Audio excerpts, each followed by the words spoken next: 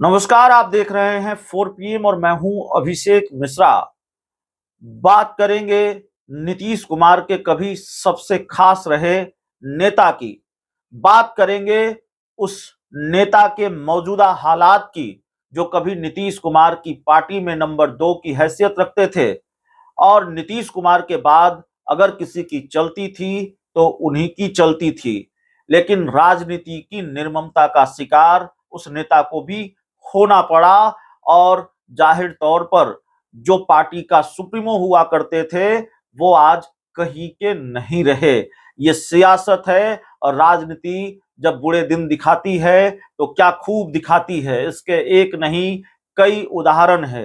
राजनीति के दिग्गजों का जो हश्र है वो इतना हैरान कर देता है, कई बार डराता भी है। आरसीपी सिंह उसी की वानगी हैं। आरसीपी सिंह जनता दल यूनाइटेड के राष्ट्रीय अध्यक्ष रहे, नीतीश कुमार की पार्टी के राष्ट्रीय अध्यक्ष रहे और मैंने खुद देखा है किस तरह से जेडीयू के बड़े बड़े नेताओं की लाइनें उनके घर के दरवाजे के दोनों तरफ, बाएं और दाएं दोनों तरफ लगा करती थी। कैसे भारतीय जनता पार्टी के बड़े बड़े नेता आरसीपी सिंह की चौखट पर हाजिरी लगाने जाया करते थे। ये रसूख था आरसीपी सिंह का। जनता दल यूनाइटेड में लंबे वक्त तक नीतीश कुमार के साथ रहे, राज्यसभा सांसद रहे और उसके बाद जेडीयू का राष्ट्रीय अध्यक्ष भी नीतीश कुमार ने उनको बनाया, पार्टी की कमान दे दी 2020 के विधानसभा चुनाव के बाद। लेकिन आरसीपी सिंह जब केंद्र में मंत्री बने तो नीतीश कुमार के साथ जो रिश्ते हैं वो खट्टे हो गए, रिश्ते खटास में बदल गए और आरसीपी सिंह और नीतीश कुमार के बीच दूरियां लगातार बढ़ती गईं। और जो नेता कभी नीतीश कुमार की पार्टी का सुप्रीमो हुआ करता था, जिस नेता का एक रसूख था और रसूख इतना था कि एक कहानी हमको याद आती है, एक घटनाक्रम याद आता है कि आरसीपी सिंह और प्रशांत किशोर के बीच जब ठन गई, दोनों नीतीश कुमार की पार्टी में थे और आरसीपी सिंह और प्रशांत किशोर के बीच 36 का आंकड़ा हुआ करता था, तो प्रशांत किशोर को चलता होना पड़ा। आरसीपी सिंह की वजह से नीतीश कुमार ने प्रशांत किशोर को अपनी पार्टी से चलता कर दिया, पवन वर्मा को चलता कर दिया। तो ये कद था आरसीपी सिंह का जेडीयू में। लेकिन कमाल देखिए कि कमल का फूल थाम कर शायद आरसीपी सिंह से कितनी बड़ी भूल हो गई।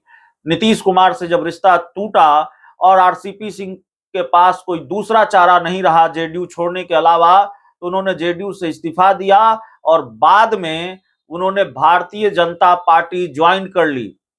भारतीय जनता पार्टी ने उस नेता को किसी पद के लायक नहीं समझा जो नेता कभी उसके सहयोगी दल जेडीयू का राष्ट्रीय अध्यक्ष हुआ करता था और जिस नेता के दरबार में भाजपा के बड़े बड़े नेता हाजिरी लगाया करते थे, चाहे सीट बंटवारे की बात करनी हो, चाहे गठबंधन की पेचीदगियों पर बात करनी हो, उसको सुलझाना हो, आरसीपी सिंह के दरबार में ही बीजेपी नेताओं की हाजिरी लगती थी। और कहा तो यह भी जाता है कि जब बीजेपी के नेता या जेडीयू के ही बड़े नेता किसी काम को लेकर नीतीश कुमार के पास जाते तो नीतीश कुमार सीधा कह देते आरसीपी बाबू से बात कर लीजिए। लेकिन आज आरसीपी सिंह की हालत ये हो गई है कि वो पार्टी में किनारे कर दिए गए। अब उनका बीजेपी से मोह भंग हो गया है, वो भारतीय जनता पार्टी को छोड़ने जा रहे हैं। आधिकारिक ऐलान बाकी है, समझिए उन्होंने छोड़ ही दिया है। 2024 के लोकसभा चुनाव में वो पार्टी में सक्रिय नहीं रहे। 2024 के लोकसभा चुनाव में पार्टी के किसी कार्यक्रम में वो दिखे नहीं। चर्चा थी कि भारतीय जनता पार्टी उनको नालंदा से उम्मीदवार बनाएगी। नालंदा आरसीपी सिंह का भी गृह जिला है, जैसे नीतीश कुमार का गृह जिला है। तो नालंदा से बीजेपी उनको लोकसभा का चुनाव लड़ाएगी और अगर ये नहीं हुआ तो आरसीपी सिंह राज्यसभा भेजे जाएंगे बीजेपी के कोटे से। लेकिन नीतीश कुमार के एनडीए में आने के बाद कहां यह संभव था कि आरसीपी सिंह को लोकसभा का उम्मीदवार नालंदा से बनाया जाए। नीतीश कुमार की पार्टी जेडीयू नालंदा लड़ती रही है। राज्यसभा भेजा जाना भी संभव नहीं था क्योंकि नीतीश कुमार जाहिर तौर पर ये क्यों चाहते कि आरसीपी सिंह को भेजा जाए और नीतीश कुमार को बीजेपी क्यों नाराज करना तो आरसीपी सिंह का किनारे लगना तय था। आरसीपी सिंह का यह हश्र तय था, खासकर नीतीश कुमार के एनडीए में आने के बाद। अब आरसीपी सिंह ने अपनी नई पार्टी बनाने का ऐलान कर दिया है, वो अपनी नई पार्टी बनाने जा रहे हैं।